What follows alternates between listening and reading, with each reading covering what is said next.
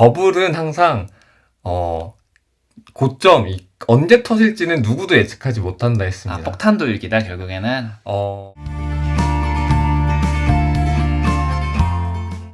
그 다음에 중요하게 봐야 되는, 알트코인에서 중요하게 봐야 되는 요인 중에 하나는 또 뭘까요? 네, 이제 7번째는 시장의 이제 반응인데요.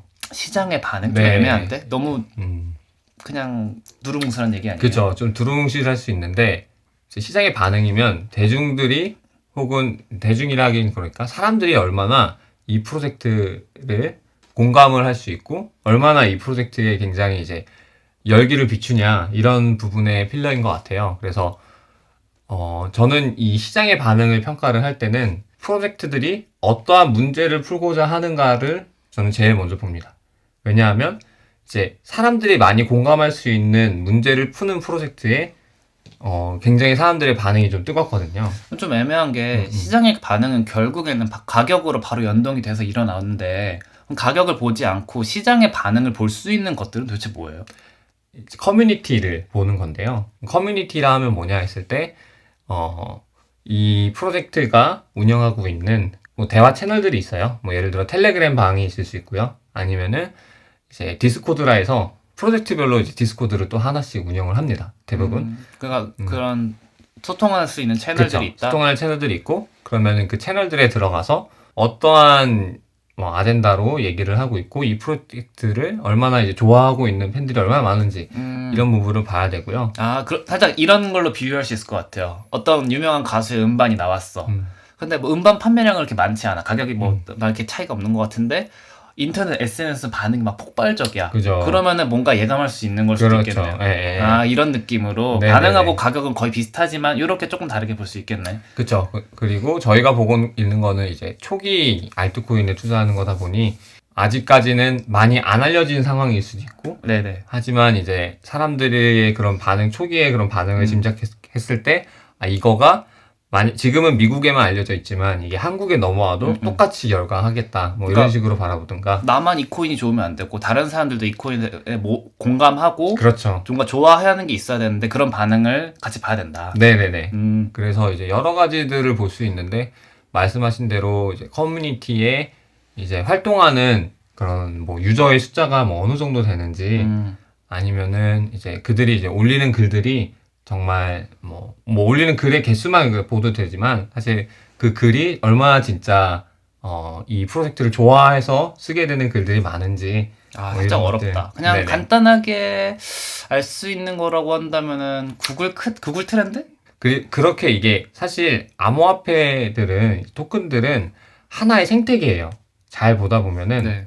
이 토큰을 사주는 것은 이제 이 생태계가 앞으로 더 커져나갈 거라고 생각을 하는 거고, 그 생태계를 사용하는 건 결국 또 사람들이니까. 그렇죠. 사람들이고, 이 생태계 안에 또 더 들어올 사람들이 많을 거다라고 생각하고 사실 토큰을 사는 거죠. 그렇죠, 그렇죠. 그럼 결국에는 그 생태계가 그리는 그림, 비전, 이런 게 굉장히 중요하겠죠. 네네. 네. 거기에 사람들이 공감을 해야 되고, 공감하는 사람이 많아지면 많아질수록, 그리고 실제 이 프로젝트가 그 본인들의 해결책으로 문제를 풀어가면 풀어갈수록 이제 사람들은 이제 더 열광할 수 있는, 저는 그런 부분일 것 같습니다. 그래서 제가 이 부분을 판단할 때는 이제 어떠한 문제를 풀고자 하는 프로젝트고 그 문제를 정말 잘 푸는 해결책을 제시했는가, 저는 이 부분을 좀 집중해서 보게 됩니다. 가끔씩 뭐 새로운 코인 나온다 할 때 저한테 말씀해 주시거든요. 그럼 제가 되게 시큰둥해요. 그러면은 당황하시더라고. 자기는 괜찮다고 생각했는데 사람들의 반응, 주변 사람들의 반응을 보니까 좀 아닌 것 같네? 이렇게 생각을 좀 고치시기도 하고,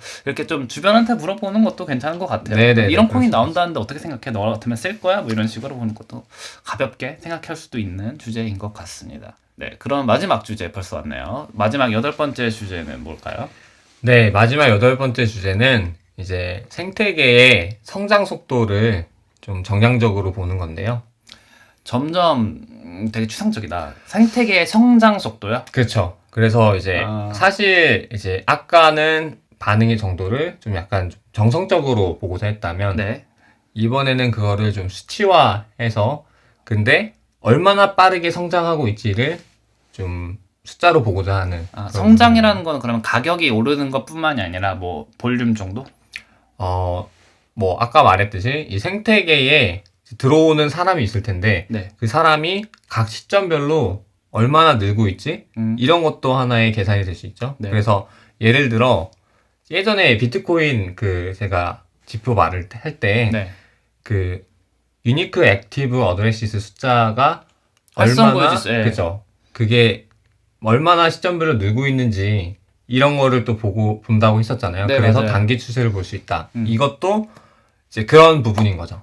정말 예를 들어 이제 하나의 어떠한 생태계는 이 쿼리를 날려주는 생태계가 있다고 예를 들어요. 네. 그러면 이 생태계가 얼마나 커지는지를 보기 위해서는 실제 얼마나 많은 다른 어플리케이션들이 이 생태계를 통해 쿼리를 받는지로 볼 수 있을 거 아니에요. 그 지표로. 아, 근데 그거는 코인마다 좀 다르겠네요. 지금 그렇죠. 지표가. 그래서- 그들이 뭔가 자랑하고 싶으면은 자기 홈페이지나 그런 데다가 막 그래프 보여주고 자랑을 하겠네. 그쵸. 우리 이만큼 점점 늘고 있으니까 더 늘 거야 이런 네네네. 식으로. 근데 이제 투자자 입장에서는 그 지표가 정말 이 생태계를 커지는 것에 합당한 지표인지를 가늠해야 될 필요가 있고, 그리고 그 숫자가 실제 느는지를 한번 검토를 해야 되고, 정말 늘고 있으면은 이제 플러스 신호가 들어오는 거죠. 그래서 그래서- 단순히 가격이 아니라 얼만큼 사람들이 사용하는지에 대한 지표일 수도 있는 것들을 사람들이 그 만드는 프로젝트에서 이제 공개를 할 수도 있는데 그렇죠. 그걸 잘 봐야 된다. 네네. 그래서 여러 가지 지표들을 얘기할 때가 많지만, 이제 말씀하신 대로 프로젝트마다 해결하고자 하는 문제도 다르고, 토큰의 기능도 다르기 때문에 봐야 될 거는 이제 그 프로젝트에 적합하게 본인이 이제 찾아야 되는 거고, 네. 또 많이 쓰는 그런 이제 좀 약간 범용적으로 생태계의 성장을 보는 거에서는 아까 말한 대로 이제 고유 계정 숫자가 활성 계정 숫자가 시간별로 얼마나 늘고 그거는 있는지 암호화폐라면은 거의 무조건 있어야 될 것 같네요. 그쵸. 네. 그리고 이제 뭐 개발자들이 뭐 이 프로젝트에 뭐 이런 분들도 있어요. 커밋을 얼마나 하는지 시점별로. 그래서 커밋이 커밋. 예, 깃허브에 얼마나 빈번하게 많이 되는가 아니면은 그것도 괜찮다. 어떤 프로젝트는 거의 커밋이 안 일어나고 있어요. 그러면은 이제 너무 잘 만들어서 그런 걸 수도 뭐 있고. 그랬을 수도 있는데 예, 근데 계속 뭔가 성장해 나가고 고쳐 나가고 또 그쵸. 그게 그런 사실 맞는 프로젝트도 거죠. 찾아볼 수 일반적으로는. 있겠죠.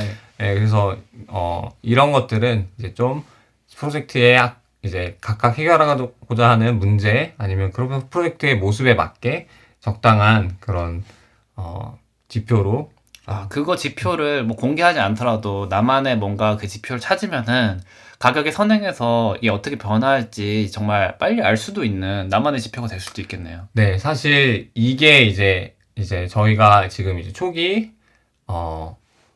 약간 얼리 스테이지에 알트코인에 투자할 때 봐야 되는 점들을 얘기하고 있잖아요. 네네. 이제 좀 어느 정도 성숙을 해서 이제 이미 많은 사람들에게 토큰이 좀 분배가 됐고, 그리고 어느 정도 이제 시점이 지났기 때문에 약간 그런 VC들이 이제 락업이나 이런 거 많이 다 풀려 있는 그런 토큰들이면 이제 사실 이 마지막 8번의 8번째의 그 요소들이 사실 투자에 있어서 가치를 평가하는데 저는 제일 중요한 부분 중 하나인 것 같아요. 저번에 말씀하셨잖아요. 이게 알트코인은 정보가 부족하지만 결국에는 이게 자리 잡아가게 되면은 비트코인에서 보는 지표들을 거의 동일하게 봐야 될 수도 있다. 네, 맞습니다. 그래서 그런 이제 지표들이 뭐가 될 거냐를 사실 가리키는 것 중 하나라고 보시면 되고, 그 중에서도 성장 속도에 관련된 걸 보겠다라고 네.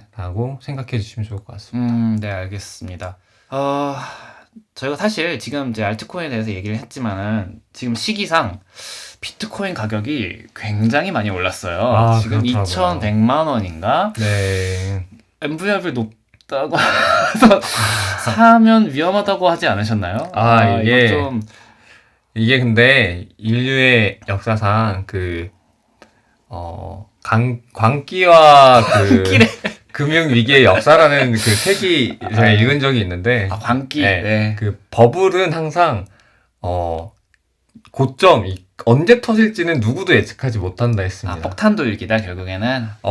근데 저는 이게 버블이라고 말하기에는 감히 제가 예측할 수는 없지만, 네. 그러니까 MVRV가 높아질 수는 있고, 그 높아지는 게 어디쯤이 늘린다. 되면은 이제 그게 낮아질 다시 조정이 될 가격이 거다. 조정될 확률이 높아지는 거긴 하지만 100% 그때 뭐 이게 3이 되면 100% 이건 그런 건 떨어진다라고 없죠. 얘기할 수는 네. 없죠. 이 인간의 심리라는 것은 이제 결국에는 한 번 그 열기가 올라왔을 때 그 열기가 계속 결국 그 열기라는 건 뒤에 그 높아진 가격에 또 사줄 사람이 더 붙는 거고 그쵸. 더 붙는 거고 그런 역할인데 그거는 이제 언제 꺼질지는 누구도 예측할 수 없는데 다만 그만큼 조정이 올 확률은 또 높아질 수 있다. 좀 신중하게 좀 지켜보시는 편인가 보네요. 네, 그래서 저는 되게 약간 보수적으로 이런 게 좀 많이 저점이 됐다라는 그런 확인이 들 때 저는 약간 투자하고 오래 들고 있어서 나중에 수익 실현을 하는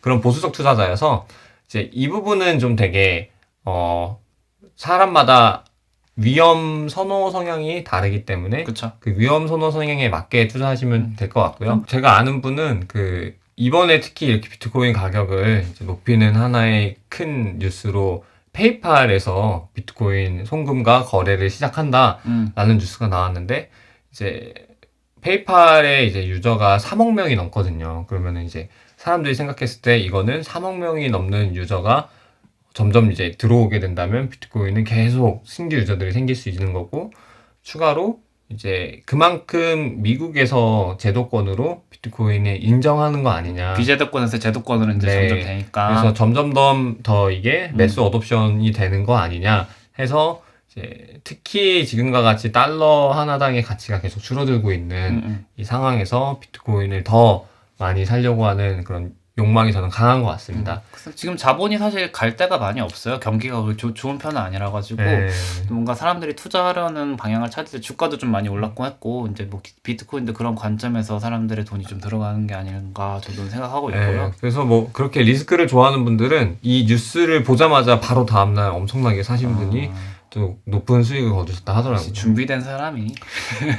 코인테크스쿨은 유튜브, 팟캐스트 두 가지 포맷으로 유튜브는 매주 월요일, 팟캐스트는 격주 월요일마다 업로드될 예정이고요. 내용 들으면서 궁금하셨던 점들은 유튜브에 팟캐스트에 질문 댓글로 남겨주시면 저희가 매 방송마다 답변해드리는 시간 가지도록 하겠습니다.